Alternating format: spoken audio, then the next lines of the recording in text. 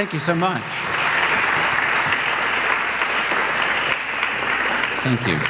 It's a pleasure to be here, and I see some familiar faces and some new friends, too, to be made. I have to say, this is only my 4th day in my 3rd week on the job, so I'm a little wet here. But I have to also tell you how impressed I am and inspired by the community, by the board, by the staff, by the volunteer corps. It seems everywhere I go, no matter where I go, if the rep comes up in conversation, I always hear, "Oh, I love the rep." And that is very moving to me, because I believe in the power of live theater to make a change in a community and help create a sense of community. And I have a sense that this community is responsive and ready to support this very special not-for-profit theater. One of the things that I was so impressed by in getting to know about Arkansas Rep is that it has partnerships, like with the Clinton School. And I think that's very important. It should not ever be the house on the hill. It shouldn't be distant. It should be present. It should be accessible. So I'm very grateful to have a partnership with the Clinton School, and I'm actually delighted that the first play under my watch to be produced at the Rep is The Crucible. The Crucible is a powerful play. I think one of the masterpieces written by Arthur Miller. Arthur Miller was one of the 3 great American playwrights in the 20th century, along with O'Neill and Williams. Crucible has a very interesting history, and we have some distinguished people on our panel to talk about that. And maybe I'll let you introduce yourselves. Why don't you start, Jess? My name is Jess Shoemaker. I serve the production as Paul's assistant director and dramaturg. Hi, I'm Paul Barnes, and I'm the director of The Crucible. Hello, I'm Tara Flanagan, and I play Elizabeth Proctor. And I'm Michael Stewart Allen, and I play John Proctor. Wendy Lucas. I am the chair of the history department at UCA, and I teach a class there, History of Witchcraft. I've done quite a bit on Salem. So The Crucible is a work of fiction, but is actually based upon a series of events, American history, in the late 17th century. And Dr. Lucas is a historian and teaches at the University of Central Arkansas with a specialist in this area. So I thought it would be great to start off, if you don't mind, Dr. Lucas, give us a little insight into the historic events that helped inspire Miller. Me too. I talk a lot about this. So I think a couple of things to keep in mind when you're thinking about the world that this play is centered in is that this is the group of people who came really thinking that they were going to start a new religious life for themselves in the new world. And so this is a world of very religious people. They are Puritans. They are not all Puritans. They did have some non-Puritans have to come along with them just so that they could get the economics of the enterprise up and running. And so not only are they afraid to kind of always have this pinnacle of being this city on a hill, this perfect religious community, but they have sinners among them. And so that's a concern that they have to be ever vigilant about. And so it's a world of fear on multiple fronts. They're in this forest, it's a wilderness, there are things out there that want to kill them kind of at every turn. And so they are confronting all these hardships that end up being physical as well as spiritual, and that kind of weighs on them. They believe in predestination, so they think that it's already been decided who's going to be saved and who is not, and that really nothing you can do when you are on this earth is going to make a difference, but you don't know if you're going to heaven or not. And so they live in this constant state of anxiety about if they are among the elect or not. And so that's kind of psychologically gives them anxiety every day. They do believe there is folk magic that exists in British culture in this period, and I think we believe that kind of disappears out of their brain because they're good Puritans, but that folk magic is alive and well. When I lecture, I usually say it's like superstition. We all know superstitions in society, right? 13 and black cats and ladders and such. We may not say that we were superstitious people, but we know what those things are. We know how they operate. And that's how this folk magic operates for people in this society. They know that it's out there. They're using it when they're desperate. And you see that as kind of what starts the spark of events that happen in 1692. So this core of young girls, most of whom are actually servants, they've been orphaned, so they are living in other people's homes. That is certainly the case for Abigail Williams. She is an orphan, a relative of the Reverend Paris, but she's orphaned and living in that home as a servant. And so this group of girls starts practicing divination to see if they can find out who their future husbands are going to be. It's a kind of this folk magic, and it starts this chain of events into play. It spreads pretty quickly. Just to give you kind of a couple little facts here in case you don't know, in total, 156 people will be accused of witchcraft in this outbreak. It spans 24 communities, so it actually goes beyond Salem Village. In total, 30 people end up convicted. 44 confess, which is kind of an interesting phenomenon at Salem. 19 are hanged. One is crushed to death under interrogation. It's Giles Corey, who also appears in the play. And 20 are actually die in prison before they can be released. People are in prison, the conditions they're just not set up for this many people to be accused. They end up actually sending them out into communities, and some of them live in people's barns and chicken coops just because they don't have space for them. And so the conditions are so bad that 20 of them actually die before they can be released the May after the events happen. One other little quick thing I just thought I would mention to you, we talk a little bit about kind of the profile of who's accused. They do tend to be older, 80% are women. They do tend to be post-menopausal, so they're not as important in the society as once had been the case. They are not deferential, they're outspoken, they are often guilt by association, so maybe they had a mother or a grandmother who'd been accused of witchcraft. That will up your chances of potentially being accused, and really just disliked in their community for years. The other I'll say is accusers. We tend to guess often that the accusers are going to be male. 86% of the accusers in witchcraft accusations in the New World are female. So it's kind of woman-on-woman crime. It also tends to be neighbors with long-standing feuds. So that kind of, I hope, gives enough of a nutshell. Terrific. Good, okay. Terrific. So Miller was inspired by these events, but also inspired by the culture, the climate, the political climate in which she was living in the late 40s and 50s. So, Paul, would you talk a little bit about that other witch hunt? Right. That other witch hunt, which how many witches in one sentence can I use? Which was the period in which Arthur Miller wrote the play. He wrote it in 1953. And the communist witch scare and that led to the House Un-American Activities Committee and other investigatory committees in Congress started in the late 40s and progressed all through the 50s. Miller had many friends who were accused of being in collusion or being a member of the American Communist Party. A lot of people were being called before Congress to name names, accuse friends, and a lot of people were getting jailed. The artistic community, both on the East Coast and the West Coast, was devastated by the witch hunts.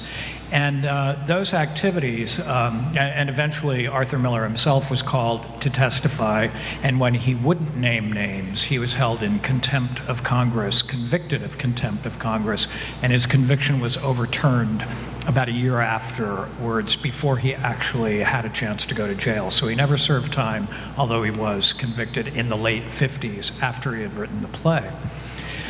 So those activities, that Red Scare in this country coincided with his own interest in the Salem Witch Trials. Maybe one prompted the other, or vice versa, and also happened to coincide to a minor degree with his relationship with Marilyn Monroe, who he met when he was out in Hollywood working on a film there. Began an affair and a liaison with Marilyn Monroe while he was still married. And I think, there are little echoes of that situation and that relationship in the play itself, although it's a minor thread that contributes to the overall fabric of the Crucible. But that whole witch hunt thing that was going on at the time, it contributed to the writing of this play. And although, as Wendy was saying earlier when we were chatting in the conference room back there, that the play is more about that witch hunt in the 50s than it is about the Salem Witch Trials. It is really seen through the lens of the Salem Witch Trials, with some latitude taken in history, but a lot of it comes directly from the transcripts of the trials. The people in the play were all real, they all existed.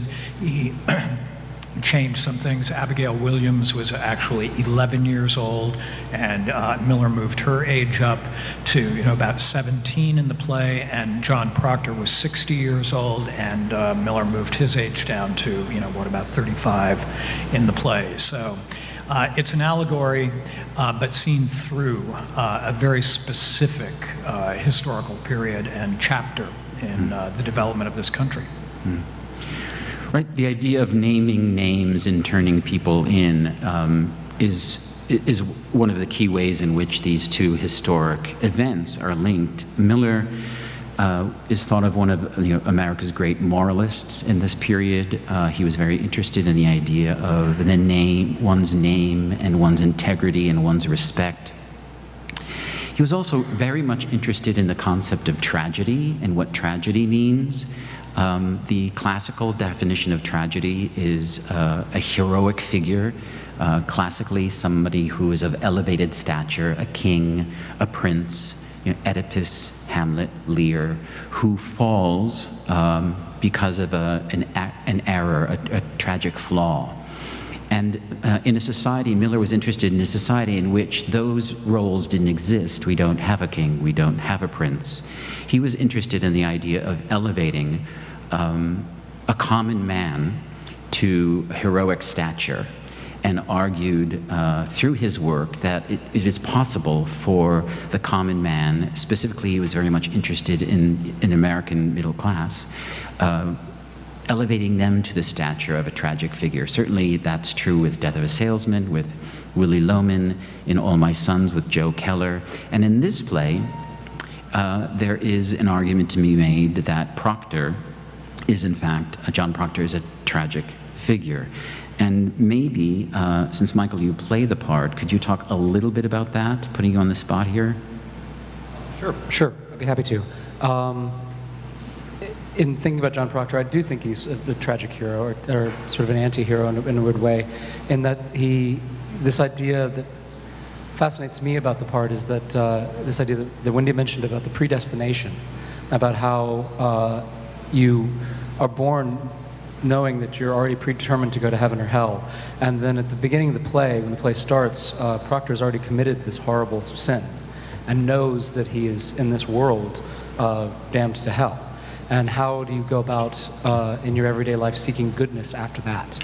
And where do you find goodness in your life and redemption, ultimately, for your soul somehow in this world that really doesn't believe in redemption? And I think that's the struggle that he's going through the entire play, about where to find the redemption of the conscious, like where to get rid of his guilt, how to unload it. And the Crucible is an apt name, because I think every character in the play has that sort of crisis of conscience. They're ground under the weight of some decision that they've made, that they have to somehow make a choice between the easy way and what's right in the world. And ultimately, I think that's what qualifies him as a hero, is that he does make the right choice, that he always tries to make the right choice, even though it's more difficult, and even though that how he makes that choice or is forced into that choice is very painful in a way. But ultimately, that's where he finds his nobility and ultimately his grace and goodness in the world through those series of choices and that crucible that he's put through, the grinding of everyday life and trying to find goodness and redemption.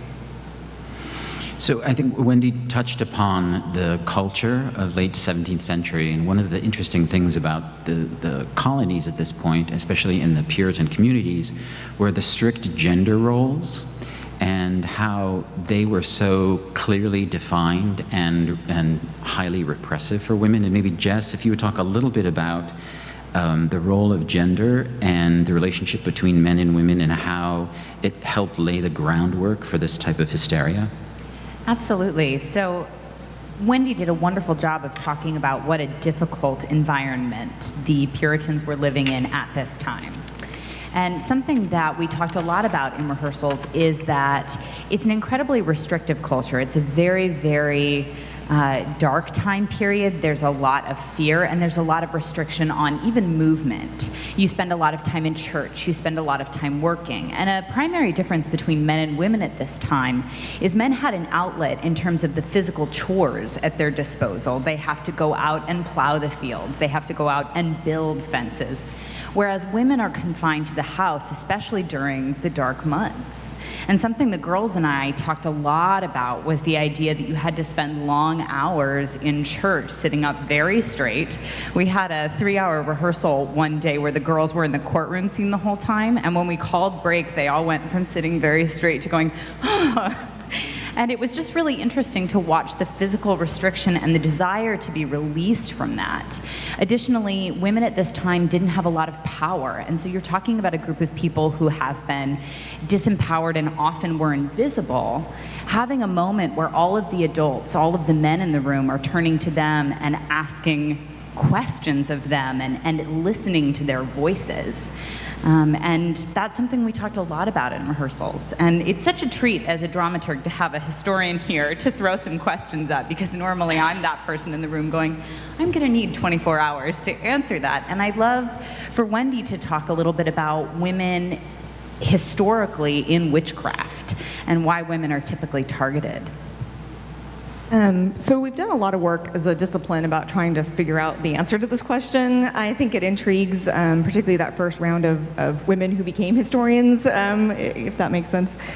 So I think there's a lot of things at work here. I think in something like what we find when we come up with that demographic profile and we say those women often tend to be very rich or very poor. And so if you're kind of on either end of this spectrum, and the very wealthy often end up accused if you had no male heir. So first of all, if you have no male protection, if you don't have a husband, a father, a grown son, who when you get accused is going to come to court and say, look, my mother's mouthy, I appreciate it, I'm sorry, I'll try to keep her in line, I'll try to keep my wife in line, I'll try to keep the behavior better. Those are the women who are going to be accused and convicted and killed. If you've got a man in your life that's going to step forward and basically vouch for your good behavior, you might get accused, but you're probably not going to be convicted. And so as we look at those women who end up accused of witchcraft, that's something that they all have in common. So you see that there is certainly this sense that the male head of household is supposed to be controlling female behavior in that household and kind of take responsibility for whatever happens there. I think another thing about the very poor, and that's something sociologists have done a lot of work with, some of the first to be accused, Sarah Good particularly comes to mind. She's the first in the group of 3 that's accused. She's so poor, she's basically begging door to door every day for food. She says she doesn't go to church because she doesn't have shoes to go. And so sociologists have talked a lot about, well, in a society where they were basically mandated by their religion to give charity, what do you do if for 5 years this woman comes every day to your door and asks for something, or you know she's going to have a weekly appearance, and maybe you have had hard times and it's tough on your family right now? How do you turn this woman away? You can't, right? But to accuse her of witchcraft gets some of this anger that you've been carrying around about the fact that you've been supporting this woman for so long, it gives it an outlet. I think the girls in particular, it's interesting, they're so low on the hierarchy. age would have also, marital status would have also had to do this. And so not only are men and women sitting separately in church, but those young girls would have been standing at the back of the church. They weren't even allowed to sit. They didn't rank status enough to sit in church. And so it's a complicated society. Women are supposed to be deferential to men. They are supposed to model their religion as opposed to command it, which the man of the house is supposed to do. There's a very common saying that's used a lot in this period that women can best serve God by serving man. And I think that always does a really good job of kind of telling you where women rank in that society. And Wendy, you may be able to talk a little bit more about this too, but one of the things that I found interesting in doing a little research about the play was the fact that this period gave rise to medicine as a profession, which became male-dominated, and previous to this period, healing was fundamentally in folk medicine. Women played a very active role. So the allegiance between folk medicine and women, and men being more rational and scientific, there was tension between the two. Yes, and often cunning folk, that's the kind of category of people who have these special knowledge of herbs and magic. So one of the other kinds of magic that's out there is healing magic. And so if you were ill, you might go to a cunning folk and ask for some remedy, and she might give you a bone with a spell on it to wear and some kind of tea to drink. And of course, the herbal medicinal tea is what makes you well, but you think the bone is also what helps. And so in most communities, both in Europe and in the colonies, the cunning folk was really prized. I mean, this is the person who can make you well. And so as long as the magic is going well, right, as long as you improve, then these people are very prized in their community. The problem is, the understanding is that if you know how to heal, you also know how to harm. And so if I dispense something as a cunning folk and that person gets ill and dies, well, now my likelihood of being accused of witchcraft is quite high because I must have killed this person. I must have killed her because I used bad magic instead of good. So Miller did his research. He spent some time with the transcripts of the trials. And one of the things that he tried to do in this play, which is fascinating, is his use of language, how he tried to approximate or suggest in the dialogue the way people, we think anyway, spoke at that time. So when you look at the text for the Crucible, the use of language is very unusual. And the way that sentences are structured can be tricky. So I'd love to hear from Michael and Tara a little bit about what that's like when you're an actor and you have given these sometimes very awkward phrases and sentences. Well, it's just very interesting to hear it phrased that way, because I myself as an actor did not find the language to be awkward. It is very specific and based in large part on the transcripts that Miller read so carefully and drew upon. I mean, I think an assumption that's often made when I'm working on Shakespeare, and I get the question a lot, was this very difficult to memorize? Was it very hard to work on? And I find in many ways that it's much easier to work on because it is so specific and so wonderfully crafted. And what's really difficult to memorize is bad writing.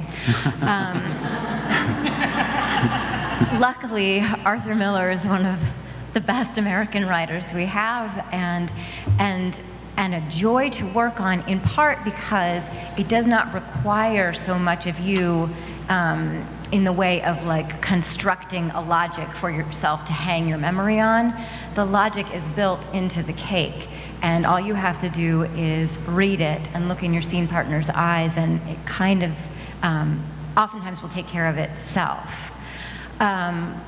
What's interesting specifically with the character of Elizabeth is that her language is really economical and tends to be very direct and straightforward, but again, super economical.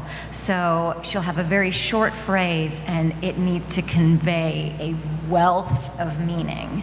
And that I really struggled with. I'm a really effusive person, I'm a really physical person, and she is in almost every sense really different from me. And so that was that was where I found a lot of the challenge, was how to link her up emotionally, honor the language and honor the restriction of the language, and yet tell her story and honor her story. So that was really where I found a lot of the challenge. Yeah, and I would echo almost everything Tara said about the language. It is elevated and it is heightened in the same way that Shakespeare is, but it is easier that way in some ways because it gives you that emotion, it gives you something to fall back on. John Proctor is also very economical in most of his language, but Paul and I talked at the beginning of the rehearsal period about him being a farmer poet in some ways, and what he does, he swallows so much stuff, and he has so much emotion built up and so much stuff built up inside of him that it comes out in these most wonderful explosions of poetry and language that are really quite beautiful when you just look at them on the page. And then it's said with such a well of emotion and such a huge depth of emotion that it is trying to express, that he speaks some beautiful poetry and beautiful metaphor. So I find it very much like Shakespeare. The only thing I would say that I've had a real trouble with as far as memorizing would be that Miller is not very consistent about when something is something and when something be something. And that kind of drives me a little bit batty. I'll be afraid of, because sometimes this be a table and sometimes this is a table. And it's not, there's no rhyme or reason to it. And that's the only thing that in the ye olde speak that I get a problem with. But it's really quite beautiful, and it's such good writing that it's a gift to work on it. So facility with language is obviously important. Paul, maybe you want to talk a little bit about how that came into play when you were first putting the production together. Sure. This is a wonderful cast for me to be working with, and with which to make my debut as a director at Arkansas Repertory Theater. It's kind of what I think a lot of directors consider an ideal situation, where you have about half of the cast are people I know and have worked with before, and about half are people I've never worked with before. Tara and I have done many plays together. Michael and I, this is our first play together. So it's great to have an anchor, in the cast, and somebody who can tell the other actors, it's okay, he'll get there. He really does know what he's doing. And then, to get to experience the joy of working with a very accomplished and quite wonderful person and actor such as Michael. But in the casting of the roles, the language figured importantly. Tara and I happen to have done a lot of Shakespeare together, and I knew that she was a person who really handles language beautifully. As I was meeting and auditioning other actors for roles yet uncast in the production, I really listened to their facility with language in the auditions and in the callbacks, and also checked their resumes as well as their references as to what was their training. Did they go to a program that stressed Shakespeare, classical training? How did that feature into who they are as actors? It's my firm belief that if you can do Shakespeare, you can do anything, and so that really featured in a lot of the decisions that we made when it came time to cast the roles. So speaking of Shakespeare, Shakespeare was great for making up words. Some words that we use today frequently were first coined by Shakespeare, words like terms like cold-blooded, eyeball, eventful. Those were words that first appeared in Shakespeare. And Miller also was very clever with how he used words. And I'll just read you a couple of lines from the play to give you a sense of his use of language and how, not unlike when you first sit down to hear a Shakespeare play, sometimes it takes you a while to sort of tune in because the language seems at first distant and difficult, but hopefully if you have accomplished actors and a good director, after 10 or 15 minutes, you'll forget that there's this vast chasm between his use of language and our use of language. So I'll give you a couple of examples. Abigail says, "Now look you, all of you, we danced, and that is all. And mark this, let either of you breathe a word or the edge of a word about the other things, and it will come to you in the black of some terrible night, and I will bring a pointy reckoning that will shudder you." So, it's unusual use of words, very clear though. Very clear in terms of what he's saying. Another example is Putnam, a character of Putnam, who's a wealthy landowner in the community, says, "There's a murdering witch among us, bound to keep herself in the dark. Let your enemies make of it what they will. You cannot blink it more. Interesting use. I don't know if blink is used in that way in the transcripts, but it's used, I counted it the other night about 5 or 6 times in the script. Interesting use of the word blink. So there's the language, but then there's also the physical life of the period that the actors have to approximate. I think Jess spoke briefly about it, Wendy mentioned it, and maybe the actors. And Paul, could you talk a little bit about how it's important to find a physical vocabulary as well as a verbal vocabulary? Sure. I'll mention at first that I'm a direct descendant of the 13th signer of the Mayflower Compact. And I don't know whether his name was Smith or Williams. There are a lot of Smiths, there are a lot of Williams, but I'm one of them. So the Puritan DNA it runs through me, and I recognize it when I encounter it. Fortunately, I left New England. I grew up in Connecticut and then moved to the West Coast when I was 13. So I have this weird mix of East Coast roots, Puritan sensibilities, and West Coast whatever. So anyway. So New England is very familiar to me. All of the things that Wendy was speaking about the danger, the newness of the frontier, the presence of Indians, the forests surrounding, the wars that were still going on, the alliances that were being forged, that chance that you could go out, into the woods, make a wrong turn, never be seen or heard of again, coupled with the harshness of a New England winter and the hardness of the life. Plus the Puritan thing about we go to church for a long time on Sunday and we sit there and we listen to sermons, and sometimes they're good sermons and a lot of time they're not so good. So there is a whole constraint involved, I think, in the Puritan way of life and the harshness of the climate, the harshness of the world in which they were living and trying to carve out an existence. So we talked about that a lot, and I think it's a play that needs to be very economical in its physicality, and as well as reflect, what Jess referred to as the uprightness of the people. It just needs to be there. So we have worked really hard in the production to limit physical contact so that when there is physical contact, it really means something. It has a very specific impact and purpose. And on that note, I'll pass it to you. So Paul was really clear right from the beginning about what our goals were, and that's so helpful as an actor. I'll reiterate that the physical life of this character just couldn't be more different from the way that I move through the world. So as an actor, you just try to find a way in. So I looked at lots of Puritan portrait art, just to sort of see what the ideal was. I feel like in art, they might be trying to capture a domestic scene, but people are trying to present an ideal. So there are no backs touching the back of a chair, and no ankles crossing. Very distinct gestures with hands, like ways that are appropriate for particularly a female to be holding her hands, and then other things that are contemporary that you would just never see. And then I would walk around my apartment that way. So every day I would make my coffee as Elizabeth Proctor. And then I had to at least drink the first cup of coffee as Elizabeth Proctor before I could let her go, just because the amount of energy that it took to hold that posture was really difficult for me. I've been doing this bar method workout, which is sort of based on Pilates and ballet bar work, which I found really useful. I just had to develop muscles that Tara does not use at all. But as an actor, you're always on that tipping point between your actor brain and your character brain, and the goal is to synthesize everything to the degree that you can just live in your character brain.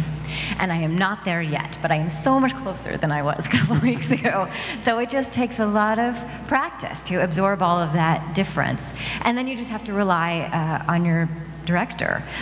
All of my impulses tend to be to reach out and to touch and to take all of those, let that emotional life still be there and not have the gesture, has just taken a lot of work, and I think will continue to take a lot of work for me.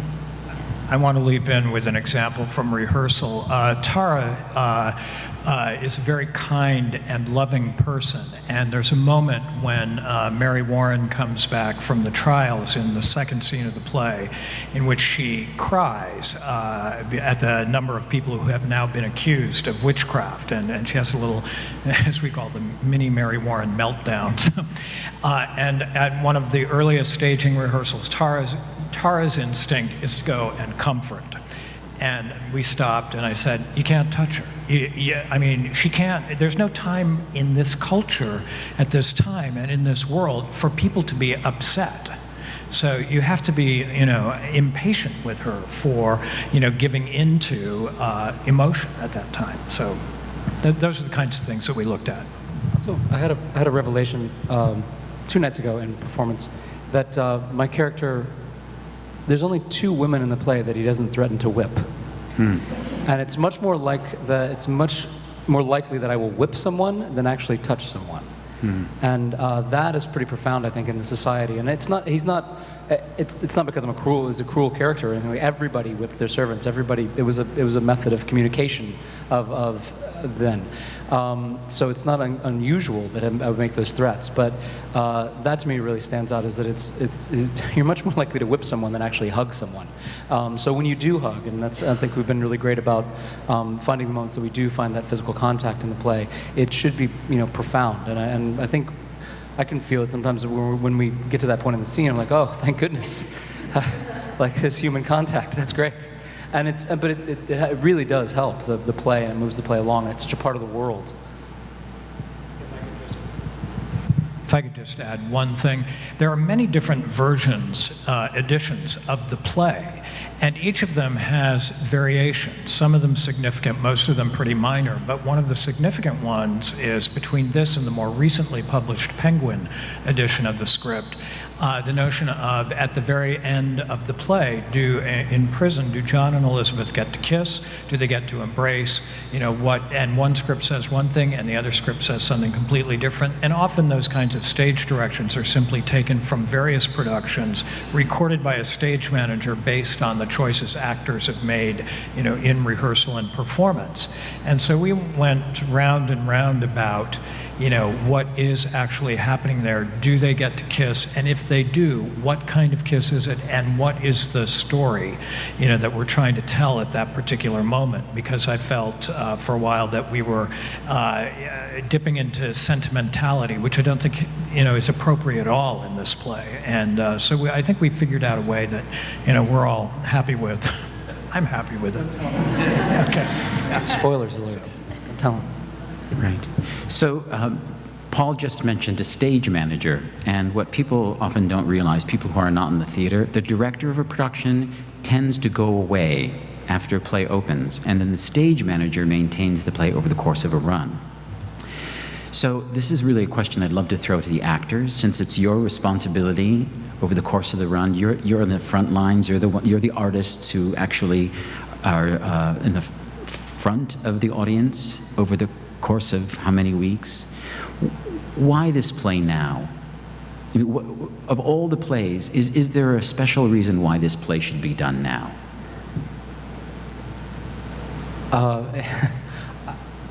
There's every reason this play should be done now. It's so relevant in a society where we're tried in the media these days, that the whisper, the accusation that can come out, whether it's true or not, once it hits MSNBC, Fox News, CNN, then it's out there, and people are tried in the media in their minds, and decisions are made without proof.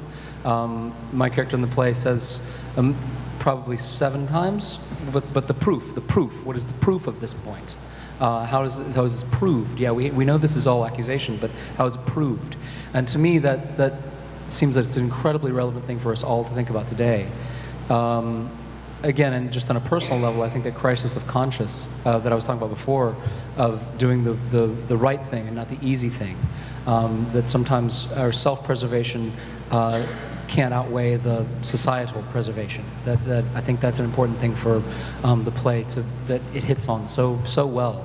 And like Paul was saying, it filters it through the lens of this time where we can really step back and look at it in a sort of a diorama and say like, oh, that's how it is there, and let me apply that to my own situation today. We also talked a lot about just how as human beings, the different ways in which we react when we are experiencing fear. And so in this society, the fear of the devil, the fear of witchcraft is real and powerful, and how in the crucible of those moments, you figure out who you are, and how it is just tempting and understandable that in those moments we reach for surety. We want to be sure of something, and how that can then manifest in vilifying whoever is perceived to be the other. That gives us a sense of surety, and then perhaps then we will be safe. What I so appreciate about Arthur Miller's exploration of this is that even though there are certain characters in the play that are more obviously sympathetic than others, every single character is human and has a really specific point of view and is striving from their own perspective to do the right thing, to find safety, to find surety. And so then as an audience member or a reader of the play, I cannot discount anyone, and I cannot separate them from me and say that is not me and does not relate to me. It's painful, but it is deeply human, and then I feel that it is, because of the way he presents it, then it is engaging, and we are all a part of it together. We cannot sit back and either dismiss or feel totally comfortable in ourselves. And then all of the main characters, as Michael touched on, we're all grappling with personal accountability.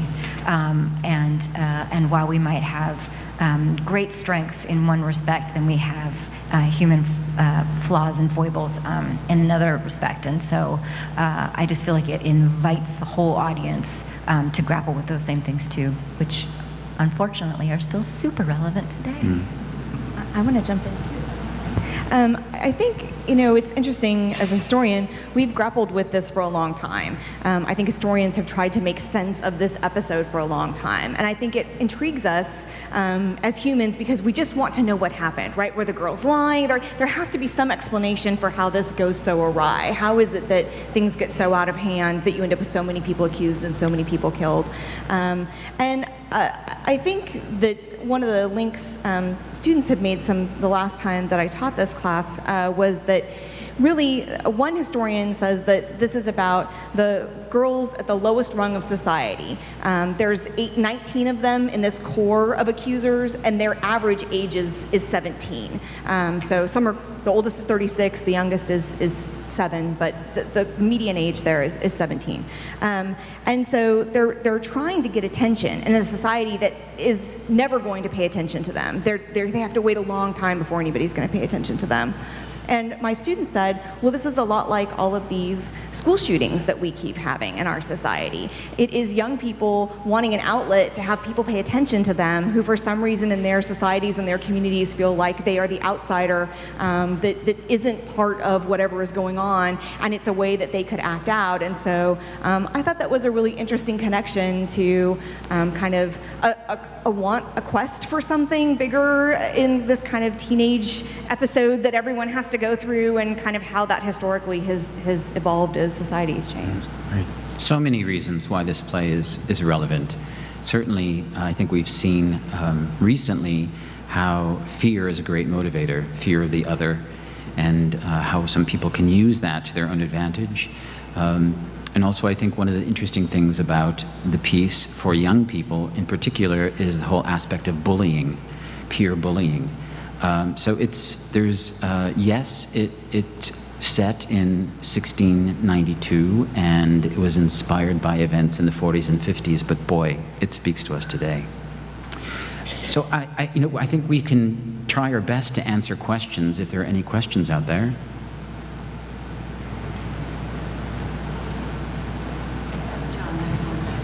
I think somebody's working with a mic.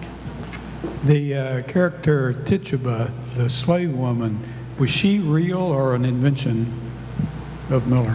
So Paris was a must. There was a lot of debate in that community about whether to hire Paris as the minister. He's actually the fourth to come to Salem Village, and he'd been a merchant in Barbados and decided after failing as a merchant that he was going to take up the ministry.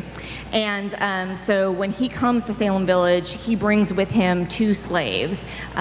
Sometimes they're in the records as a husband and wife. Other times it's just that they're a man and a woman, and Tituba is the female that he brings with him. I think one thing that gets often misportrayed when this is depicted is that she's often an African woman, but she's from Barbados. She would have been Caribbean, more what we would have think maybe as an Indian than an African. So, but yeah, she's there. If I could leap in with a little bit more information about that to add on to what Wendy just said. In the Proctor, or in the Paris household where Tituba was the slave or the servant, it meant that Abigail and Betty Paris, their duties were probably a little bit lighter than the duties of the other young women in the play, because Tituba would have carried the hardest tasks of them all. And it meant also, although in the play, this is one of the liberties Miller takes, he says that Paris was a widower, that the Mrs. Paris is dead. In reality, she was very much alive, but she was out in the community doing a lot of good work, which meant that Abigail and Betty were left alone with Tituba quite a bit, which gave them the opportunity to hear her stories from Barbados and for her to talk about the kinds of rituals and magic and things that were very familiar to her, and which only heightened their own, I think, adolescent interest in all of this witchcraft and supernatural business that they became involved in. I'm going to say 2 more things really quickly. Abigail Williams actually was doing quite a bit of the work. It's part of the reason she's so angry, because she feels like she shouldn't have to when she is.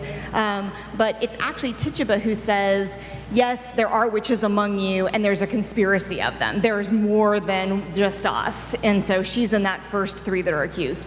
But what's interesting is she actually survives the trials, and someone, we don't know who, it's not in the record, pays her basically jail fees, and she disappears from the records. So she survives, but we don't know what happened to her.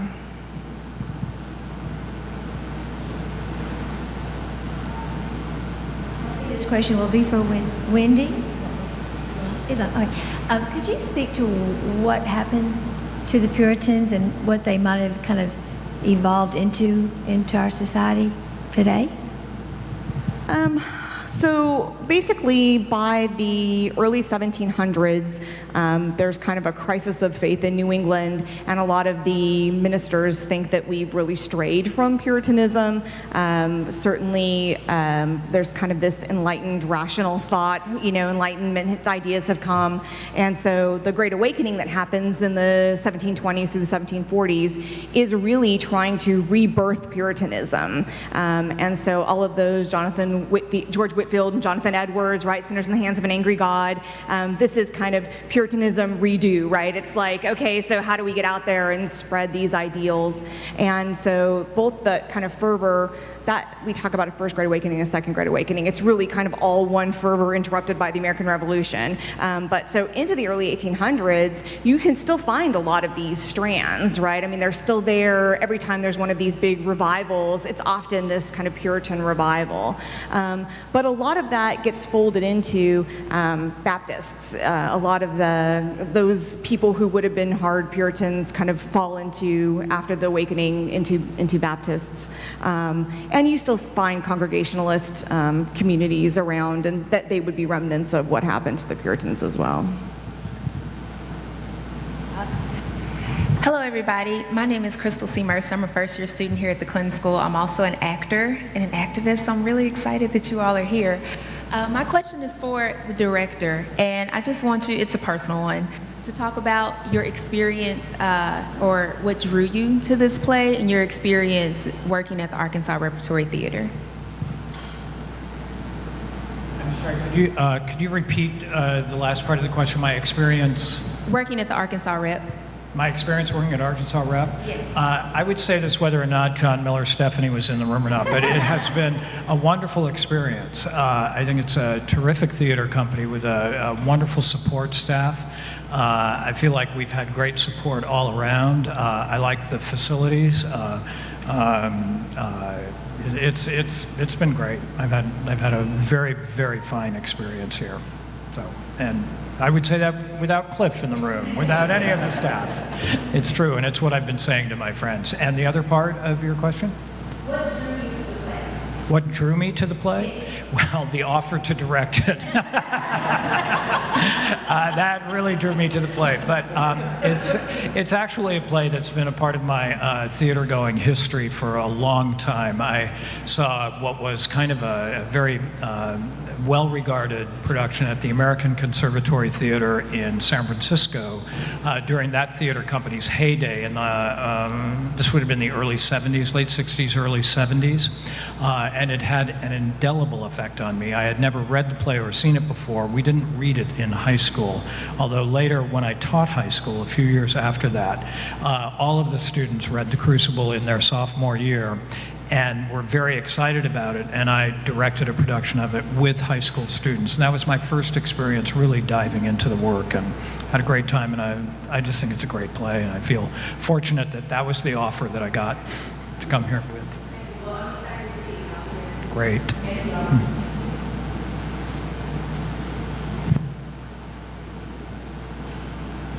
I was just wondering if you could address what sort of set what the backdrop you created there.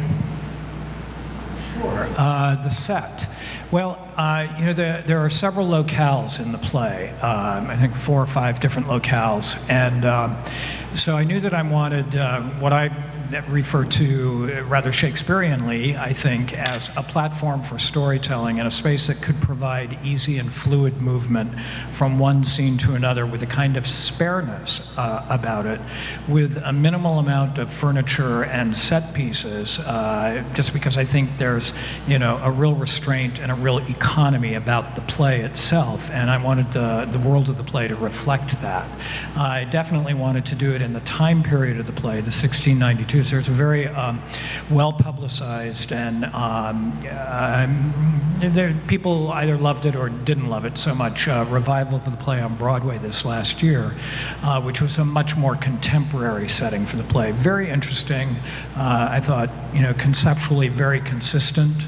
I happened to see it, and I thought it was really interesting. I just didn't think it was The Crucible. I thought it was some other play, but that's a longer discussion for another time.